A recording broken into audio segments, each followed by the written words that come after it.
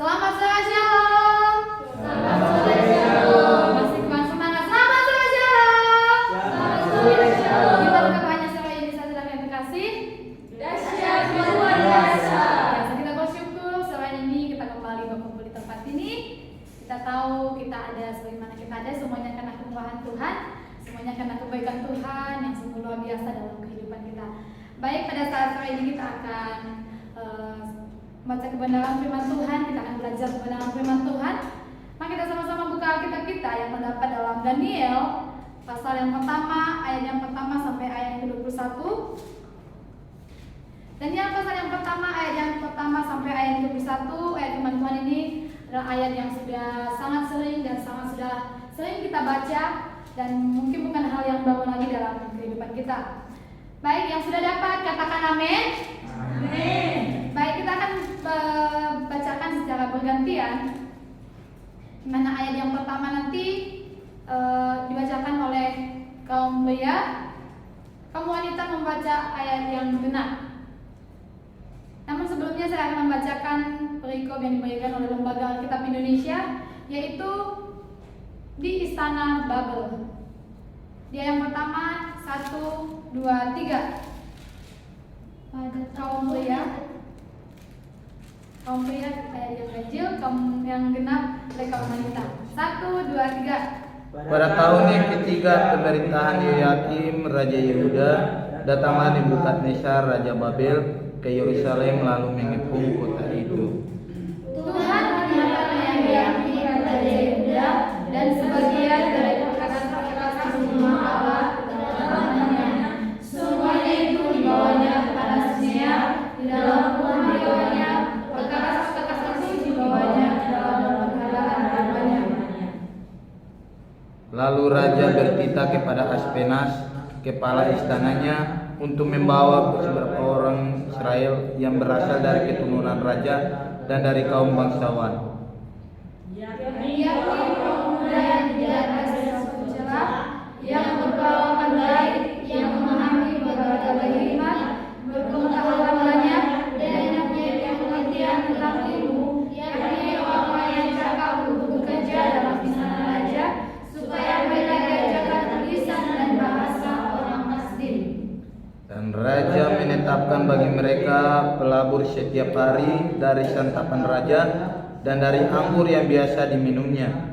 Mereka harus dididik selama 3 tahun, dan sesudah itu mereka harus bekerja pada saat. Di antara mereka itu ada juga beberapa orang Yehuda, yakni Daniel, Hanania, Misael, dan Azaria. Pemimpin pegawai istana itu memberi nama lain kepada mereka. Daniel dinamainya Belshazzar, Hanania dinamainya Sadrak, Misael dinamainya Mesak, dan Azaria dinamainya Abednego.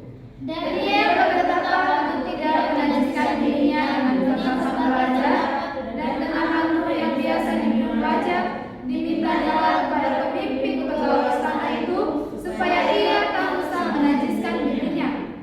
Maka Allah mengaruniakan kepada Daniel kasih dan sayang dari pemimpin pegawai istana itu.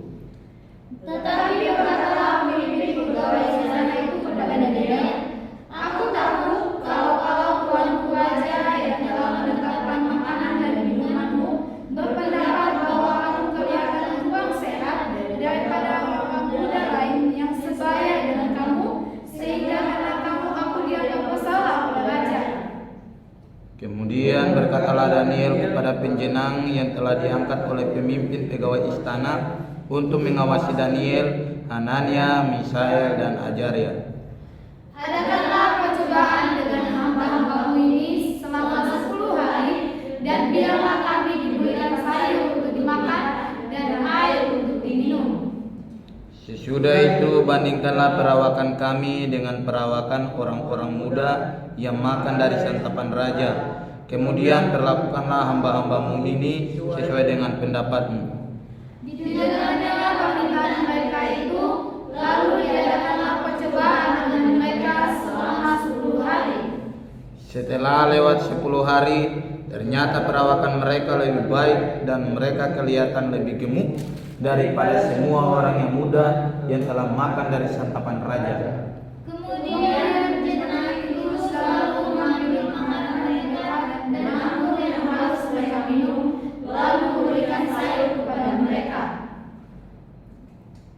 Kepada keempat orang muda itu, Allah memberikan pengetahuan dan kepandaian tentang berbagai-bagai tulisan dan hikmat, sedang Daniel juga mempunyai pengertian tentang berbagai-bagai penglihatan dan mimpi. Setelah waktu yang ditetapkan raja bahwa mereka sekalian harus dibawa menghadap, maka dibawalah mereka oleh pemimpin pegawai istana itu ke hadapan Nebukadnezar. Raja bercakap-cakap dengan mereka, dan di antara mereka sekalian itu tidak didapati yang setara dengan Daniel, Anania, Misael, dan Azaria. Maka bekerjalah mereka itu pada raja. Dan tiap-tiap hal yang membutuhkan kebijaksanaan dan kemudian yang ditanyakan raja kepada mereka, didapatinya bahwa mereka 10 kali lebih cerdas daripada semua orang yang berilmu dan semua ahli jami di seluruh kerajaan. Sama-sama ayat 21. Dan dia sampai tahun pertama pemerintahan Kores. Berbahagialah kita yang membaca kebenaran firman Tuhan, yang melanjutkan firman Tuhan, terlebih kita yang melakukan kebenaran firman Tuhan. Pada saat sore hari ini kita akan belajar kebenaran firman Tuhan tentang Daniel. Kita semua yang di tempat ini bukan hal yang asing lagi yang mendengar kalau dibilang Daniel itu siapa, gitu ya. Nah, dalam kehidupan kita saudara yang terkasih, yang namanya kita sebagai umat manusia, pastinya kita memiliki atau kita butuh yang namanya sosialisasi dengan orang lain. Kita butuh yang namanya lingkungan. Nah, tapi terkadang lingkungan ini yang kita tuju bukan lingkungan yang baik. Justru lingkungan yang ada yang kita tempati, yang kita inginkan, justru kadang lingkungan tersebut membawa kita ke hal-hal yang tidak baik, ya. Hal-hal yang tidak baik yang justru membuat kita sebagai, contohnya kita sebagai orang Kristen, kita semakin jauh karena lingkungan kita. Nah, pada saat ini kita belajar dari Daniel ini. Saya memberikan tema pada saat sore hari ini, yaitu hidup beda di dalam Tuhan. Hidup beda di dalam Tuhan. Nah, berbicara tentang hidup beda, terkadang kita melihat dalam kehidupan kita pasti melihat apa yang orang lain lakukan tapi tidak ada dalam kehidupan kita. Artinya gini, ketika kita hidup beda berarti berbeda dengan orang lain yang ada di sekitar kita, yang ada di lingkungan kita, saudara-saudara yang terkasih. Nah, ayat firman Tuhan ini menjelaskan dari ayat yang pertama kita lihat di sana bahwa ayat firman Tuhan ini menceritakan ketika Yerusalem dikalahkan oleh Raja Nebukadnezar, ya. Kota Yerusalem dikalahkan oleh Raja Nebukadnezar, saudara yang terkasih. Pada akhirnya Raja Nebukadnezar membawa tawanan dari Yerusalem dibawa ke Babel. Kalau kita bisa melihat di ayat yang ketiga di sana, lalu raja bertitah kepada Apenas, kepada kepala istananya, untuk membawa beberapa orang Israel yang berasal dari keturunan raja dan dari kaum bangsawan, yakni orang-orang yang muda yang tidak ada sesuatu celah, yang berperawakan baik, yang memahami berbagai-bagai hikmat, berpengetahuan banyak dan mempunyai pengertian tentang ilmu, yakni orang-orang yang cakap dan untuk bekerja dalam istana raja, supaya mereka diajarkan tulisan dan bahasa orang Kasdim. Berarti Daniel bersama teman-temannya termasuk, kalau kita melihat dari ayat ini, berarti mereka adalah orang-orang yang cakap, ya, orang-orang yang cakap. Tetapi saudara yang terkasih, selama di sana mereka mengalami berbagai persoalan, berbagai tantangan yang mereka hadapi di sana. Di mana kita melihat di sana bahwa mereka harus belajar tentang budaya, ya, budaya yang ada di Kasdim. Di sana dikatakan supaya mereka diajarkan tulisan dan bahasa orang Kasdim, saudara-saudara kita kasih. Nah, pada saat ini saya memberikan beberapa hal yang ketika hal-hal yang harus kita lakukan ketika kita ada di dalam pergaulan, di dalam kehidupan kita, ya. Apa hal-hal yang harus kita lakukan ketika kita mau hidup beda di dalam Tuhan? Yang pertama, yaitu tetap menjaga kekudusan. Ya, menjaga kekudusan. Berbicara tentang kekudusan bukan hal yang gampang yang untuk kita lakukan, khususnya sebagai anak-anak muda, ya. Terkadang kita namanya menjaga kekudusan ini sangatlah susah. Berbicara tentang kekudusan bukan berarti hal-hal yang itu, ya, supaya anak muda udah mengerti contohnya hal tentang kekudusan. Tapi kekudusan yang dimaksud ini bagi yang dalam hati kita, pikiran kita, tingkah laku kita, perbuatan kita, ya. Nah, di ayat yang ke-8 ini, bisa kita lihat di ayat ke-8 di sana dikatakan Daniel berketetapan untuk tidak menajiskan dirinya dengan santapan raja, dengan anggur yang biasa diminum raja. Dia dimintanya lah kepada pemimpin pegawai istana itu supaya ia tidak usah menajiskan dirinya. Jadi saudara yang terkasih, Daniel meminta supaya pegawai istana ini tidak menajiskan dirinya dengan minuman raja. Kalau kita melihat berarti kalau kita melihat minuman raja ini berarti minuman yang sangat mewah, yang sangat menawan hati. Terkadang apa yang kita lihat, ya, ada yang di depan mata kita mempesona, membuat mata kita kepengen, gitu ya. Gampang sekali kita sebagai khususnya sebagai anak-anak muda, sebagai anak-anak Tuhan, terkadang kita kalau melihat sesuatu hal yang wow di depan kita, sangat mudah kita terpengaruh. Tetapi si Daniel ini, saudara-saudara terkasih, dia tidak mau dipengaruhi dengan hal-hal apa yang ditawarkan kepada si Daniel. Bayangkan saudara, minuman raja loh, ya. Siapa sih yang nggak mau kalau kita ditawarkan dari minuman raja, makanan-makanan raja? Bayangkan makanan raja bukan makan-makan yang seperti biasa, ya, yang seperti tahu tempe gitu kan? Enggak, tapi makanan raja ini memang benar-benar dipilih yang memang khusus untuk orang-orang besar, untuk raja. Tetapi sekalipun di Daniel ini ditawarkan, ya, diberikan kepada Daniel, tapi Daniel tetap menolak, ya. Dia tetap menolak apa yang diberikan kepadanya. Dia dikatakan di sana dia menolak untuk sama pegawai rajanya ini untuk tidak menajiskan diri, saudara-saudara terkasih. Kenapa saudara yang terkasih? Karena berbicara kalau di Babel makanan-makanan itu sudah dipersembahkan kepada hal-hal yang berhala. Jadi si Daniel ini beserta sahabatnya yang bisa kita lihat juga ada Sadrak, Mesah dan Abednego, mereka menolak, saudara yang terkasih.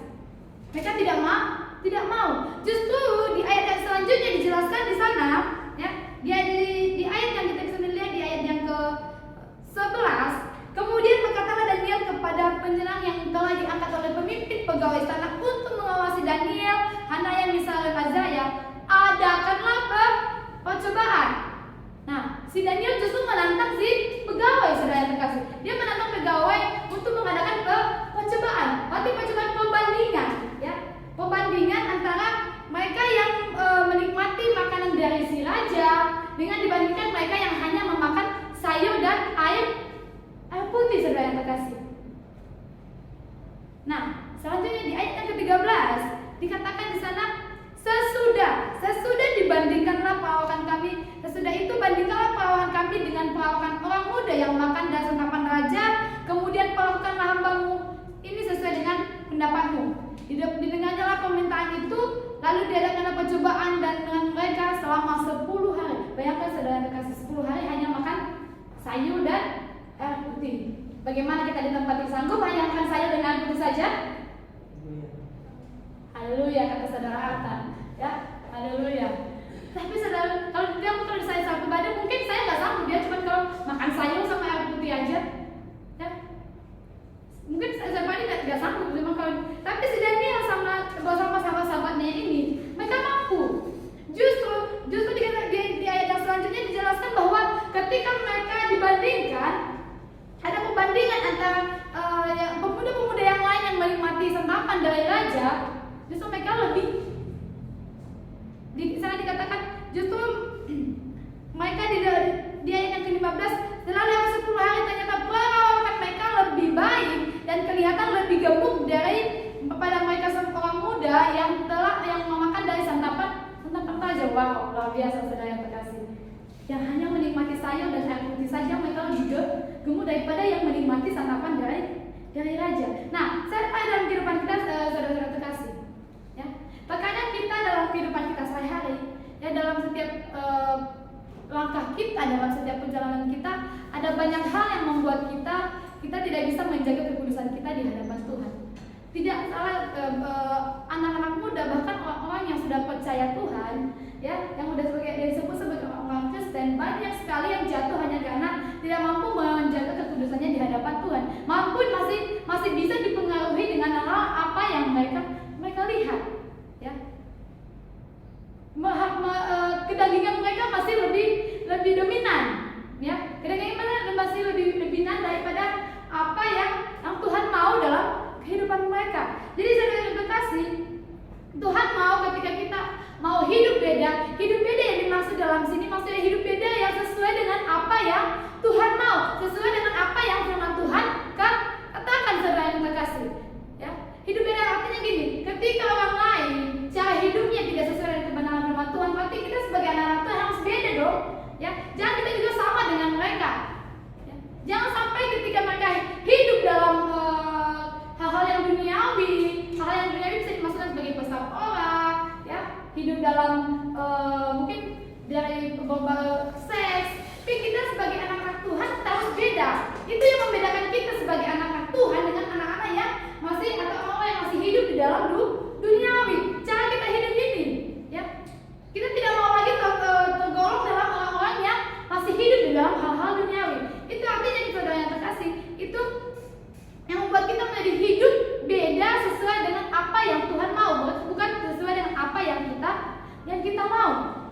Nah, ketika kita sudah melakukan mampu menjaga kekudusan kita seperti yang kita bisa belajar dari kehidupan Daniel ini, saudara yang terkasih, ada hal yang Tuhan berikan dalam kehidupan kita. Ada sesuatu hal yang Tuhan sediakan dalam kehidupan kita. Ada sesuatu hal yang kita dapatkan ketika kita mau. Dan kita mempunyai komitmen untuk menjaga kekudusan hidup kita. Dan kita lihat di ayat yang ke-9. Di ayat yang 9 dikatakan di sana, maka Allah mengaruniakan kepada Daniel kasih dan sayang dari pegawai istana itu.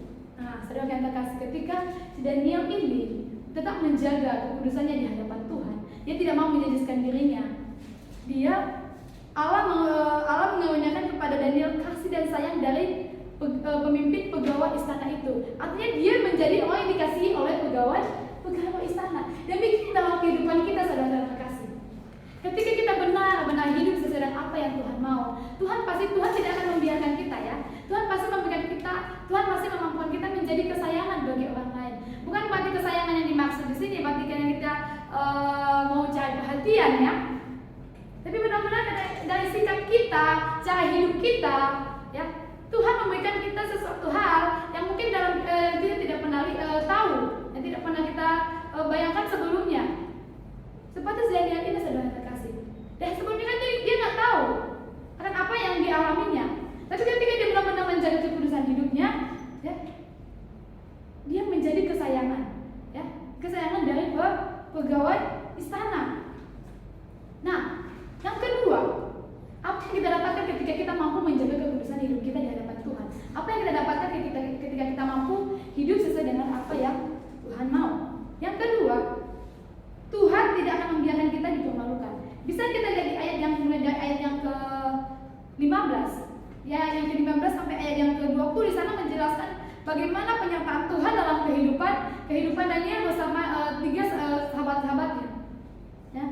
Dan yang ke-15 di sana bahwa di sana akan menceritakan bagaimana Daniel setelah mengalami perbandingan itu, ya, Tuhan tidak membiarkan mereka, saudara terkasih, ya.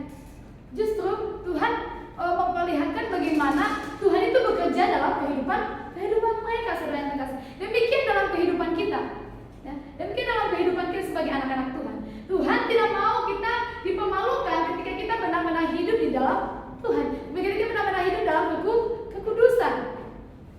Sampai dikatakan di ayat yang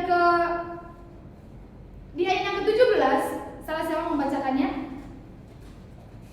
Kepada keempat orang muda itu Allah memberikan pengetahuan dan kepandaian tentang berbagai-bagai tulisan dan hikmat, sedang Daniel juga mempunyai pengertian tentang berbagai-bagai penglihatan. Amin. Luar biasa kepada teman-teman ini.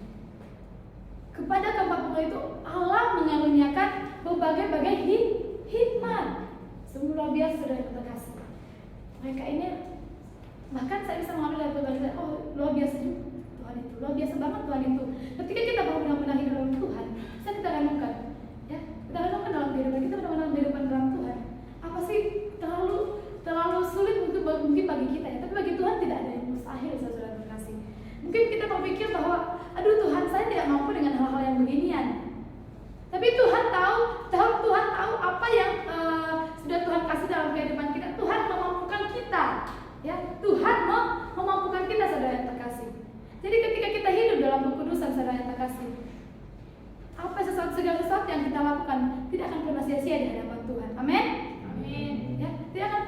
manusia. Ketika kita benar-benar jangan sampai kalian kan harus sebagai anak-anak Tuhan karena harus menjaga kekudusan. Bukan berarti karena dikatakan sebagai menjaga kekudusan ini bukan secara terpaksa, tapi benar-benar kita menyadari siapa diri kita di hadapan Tuhan. Kita benar-benar menyadari siapa sih kita ini, apa sih yang perlu kita lakukan. Saya inilah ciptaan Tuhan loh, gitu. Mampu kita menjaga kekudusan kita di hadapan Tuhan sebagai ciptaan Tuhan. Katanya manusia merupakan ciptaan yang paling termulia dalam segala ciptaan Tuhan. Manusia, jadi kita sebagai anak-anak Tuhan menyadari kehidupan kita ini, ya, harus benar-benar hidup di dalam Tuhan, saudara yang terkasih. Jadi oleh sebab itu saudara yang terkasih, dari kisah Daniel ini mengajarkan kita bagaimana kita benar-benar dari dalam kehidupan kita itu menjaga kekudusan kita. Sekalipun banyak di luar sana yang menggoda kita, mau mempengaruhi kehidupan kita untuk semakin jauh dan semakin jauh daripada Tuhan. Tapi ingat, Tuhan mau kita hidup di dalam Tuhan. Tuhan mau hidup kita ini benar-benar hidup di dalam Tuhan, saudara yang terkasih. Biarlah kita sebagai anak-anak muda khususnya ada di tempat ini, ya, kita benar-benar hidup dalam Tuhan. Kita tidak tahu sampai kapan kita hidup, tapi biarlah kehidupan kita ini menjadi berkat, seperti yang di ayat yang ke 19 sampai 20 dikatakan di sana bahwa dalam tiap-tiap hal yang memerlukan kebijaksanaan dan pengertian yang ditanyakan raja kepada mereka, didapati bahwa mereka 10 kali lebih cerdas dari semua orang berilmu dan semua ahli jampi di seluruh kerajaannya. Wow, luar biasa dan terkasih. Ya, mereka ditemui 10 kali lebih cerdas, saudara terkasih. Nah, apakah kita bangga? Ya, pastinya kita bangga ketika kita ditemui orang sebagai tentunya dalam pimpinan kita menemui kita beda daripada orang lain. Pasti kita bangga. Ada nilai tersendiri dalam kehidupan kita ketika kita bekerja dengan sungguh-sungguh, ya, contohnya ketika bekerja dengan sungguh-sungguh, ada nilai tersendiri yang dilihat oleh pemimpin kita terhadap kita. Jadi saudara yang terkasih, dari kebenaran firman Tuhan ini, biarlah yang mengajarkan kita untuk tetap menjaga kehidupan kita dalam Tuhan. Biar kita hidup beda di dalam Tuhan. Jangan lagi hidup seperti orang-orang duniawi. Biarlah firman Tuhan pada saat ini yang terus menguatkan kita, memampukan kita, bahkan mengajarkan kita untuk senantiasa hidup kudus di hadapan Tuhan. Amin. Demikian saja firman Tuhan ini. Tuhan Yesus memberkati. Shalom.